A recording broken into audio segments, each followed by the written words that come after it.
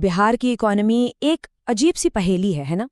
एक तरफ तो ये देश के सबसे तेजी से बढ़ने वाले राज्यों में से एक है और दूसरी तरफ यहीं के लोग देश में सबसे कम कमाते हैं। तो आज हम इसी उलझन के पीछे के नंबर्स और असली वजहों को समझने की कोशिश करेंगे। देखिए, इस पूरी कहानी का निचोड़ ना इसी एक स्लाइड में है। एक तरफ बिहार की अर्थव्यवस्था एकदम रॉकेट की स्पीड से करीब करीब 22% की दर से बढ़ रही है, लेकिन दूसरी तरफ यहाँ एक आम इंसान की कमाई देश में सबसे कम है।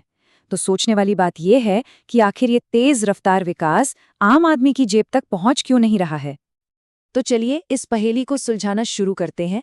सबसे पहले कहानी का वो हिस्सा देखते हैं जो बहुत शानदार लगता है, वो चमकदार आंकड़े जो बिहार की तेज रफ्तार ग्रोथ को दिखाते हैं।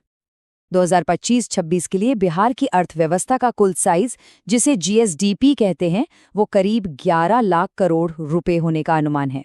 अब ये एक बहुत बहुत बड़ा नंबर है जो दिखाता है कि राज्य का इकोनॉमिक इंजन कितनी तेजी से दौड़ रहा है। और ये बात सिर्फ बिहार तक ही सीमित नहीं है। जब हम इसकी तुलना पूरे देश से करते हैं तो पिक्चर और भी साफ हो जाती है।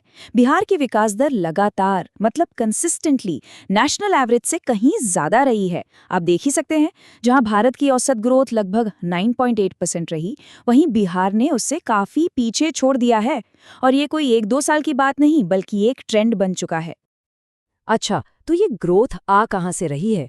इसका जवाब ये चार्ट देता है।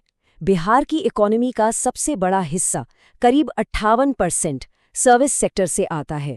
इससे पता चलता है कि इकोनॉमी अब खेतीबाड़ी से हटकर सर्विसेज की तरफ जा रही है। लेकिन यहीं पर एक बड़ा सवाल उठता है, क्या ये सर्विसेज वाकई में बड़े पैमाने पर अच्छी नौकरियां बना पा रही हैं? ग्रोथ के ये आंकड़े तो काफी इंप्रेसिव हैं, इसमें कोई शक नहीं। लेकिन जैसा कहते हैं, हर सिक्के का एक दूसरा पहलू भी होता है। चलिए अब जमीनी हकीकत पर आते हैं और देखते हैं कि ये विकास एक आम बिहारी की जिंदगी में कितना उतरा है।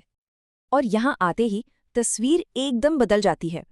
बिहार में एक व्यक्ति की सालाना औसत आय लगभग 67,000 रुपीज़ है, जबकि पूरे भारत का नेशनल एवरेज 2,15,000 रुपये से भी ज़्यादा है। ये एक बहुत बहुत बड़ा फासला है जो साफ दिखाता है कि लोगों की खुशहाली के स्तर में कितना अंतर है। इस फर्क को और अच्छे से समझने के लिए ये आंकड़ा देखिए। बिहार की per capita income national average का सिर्फ 37% है।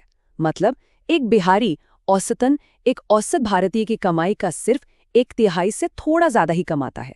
ये खाई वाकई बहुत गहरी है। तो हम घूम फिर कर उसी सवाल पर वापस आ जाते हैं, अगर इकोनॉमी इतनी तेजी से बढ़ रही है तो पैसा जा कहाँ रहा है? इसका जवाब पता है कहाँ है? बिहार के अंदर ही छिपा है।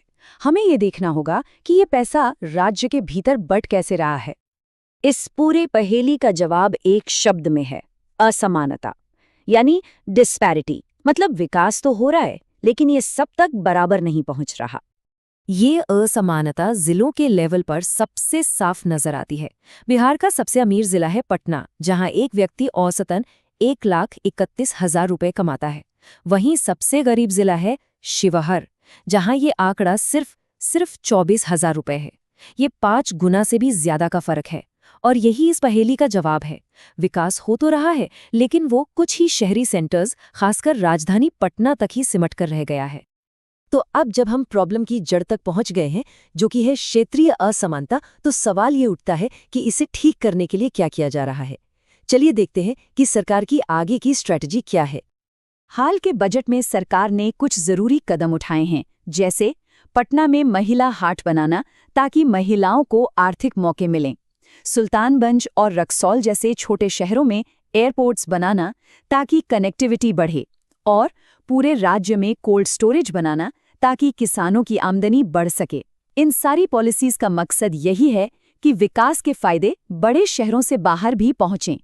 लेकिन सबसे बड़ा सवाल अब भी अपनी जगह पर कायम है। क्या ये योजनाएं सिर्फ कागजों से उतरकर जमीन पर वाकई असर दिखाएंगी? क्या बिहार का तेज विकास पटना की चमक से निकलकर शिवहर जैसे इलाकों तक पहुंचेगा और एक आम इंसान की जिंदगी को सच में बेहतर बनाएगा? इस सवाल का जवाब ही बिहार का असली भविष्य तय करेगा।